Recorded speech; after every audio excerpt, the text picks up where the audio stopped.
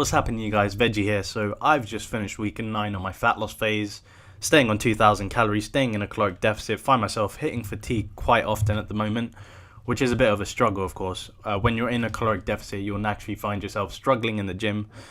So in terms of like squats, bench, and deadlift, my ones are dropping slightly, and I'm hoping to bring that up again when I go into reverse dieting. In terms of fat loss, I see myself maybe hitting a fat loss phase for up to the 15-week mark and seeing what I really hit at the end of week 10. It's going to be quite interesting to see what kind of numbers I'm going to be hitting at the end of week 15.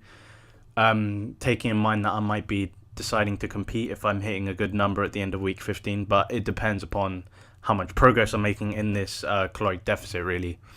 So the main issue I want to illustrate in this video is going to be how can you really eat out when you're shredding? And what I'm talking about is social situations. Maybe you're going out for a meal with a friend or a bunch of friends.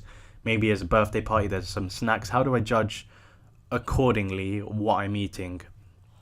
And it is a bit of a tricky situation, I'm not going to lie. I do find myself in these situations. If you're a social person, you will, right?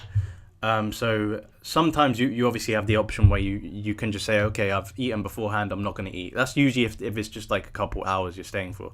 If you're staying for the whole night, inevitably you'll probably find yourself you're going to eat something, right? And if you're vegan, you're naturally going to struggle because most snacks you find at functions will usually have either dairy or egg in them, so you naturally find yourself in that predicament. Now if you find something that you can fit in, which I've a couple times found, maybe some crisps that are vegan, right?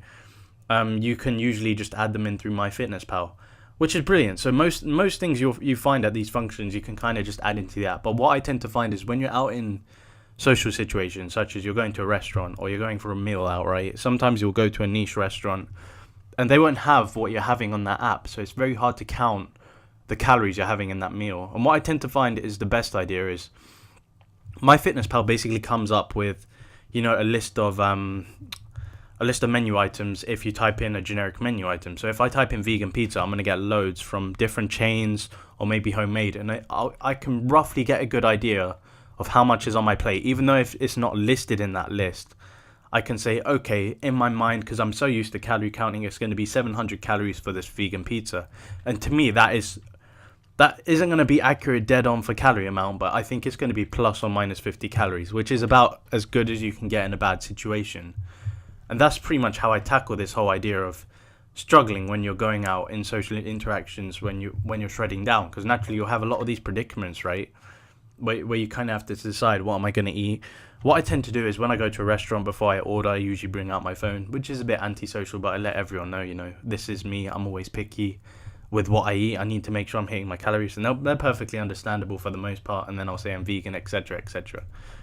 So usually you can kind of get away with it taking that approach, which is quite good. So you can say, yeah, I'm on a diet at the moment, just got to watch what I eat, got to make sure I'm hitting my calories really. And then you just kind of look at the menu items, type on into MyFitnessPal, get a brief idea of some generic dishes that are going to be about the same amount of calories, and then just slot it in. Now in terms of macronutrients, it might be a little bit off, but you got to kind of understand that you're trying to make the best of a bad situation. So it's just going to be an approximation at the end of the day. And most of the time, calorie counting in itself is an approximation, even though I find it an amazing measure of a way to do fat loss, right? Or doing bulking up.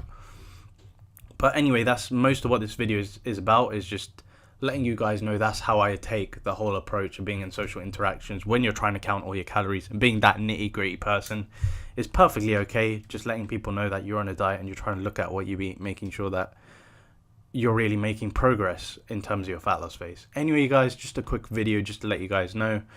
I will be doing a measure up at the end of week 10, and I'm looking forward to letting you guys know what kind of weight I'm hitting at the end of week 10. If I'm hitting an amazing weight, then I'll do a before and after, but I don't see myself hitting an amazing weight. So I will probably wait out for another 5 weeks after next week. Anyway, you guys, that's going to be about it for this week, and I'll see you in that next video.